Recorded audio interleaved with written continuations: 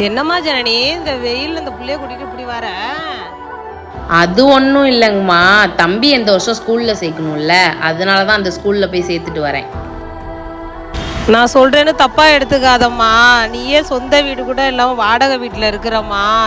எதுக்குமா இவ்வளோ பணம் கட்டி இவ்வளோ பெரிய ஸ்கூல்ல சேர்க்கிற பிள்ளைய?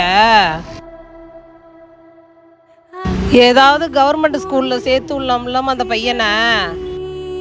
சொந்த வீடு எப்போ வேணாலும் கட்டிக்கலாமா, ஆனால் என் பையனுக்குன்னு நான் கொடுக்க போகிறது படிப்பு மட்டும்தான். அதனால தான் எவ்வளவு காசு செலவானாலும் பரவாயில்லன்னு சொல்லி அந்த ஸ்கூலில் சேர்த்துருக்கேம்மா என் பையனை. சரிம்மா, உன்னோட இஷ்டம்மா. நம்ம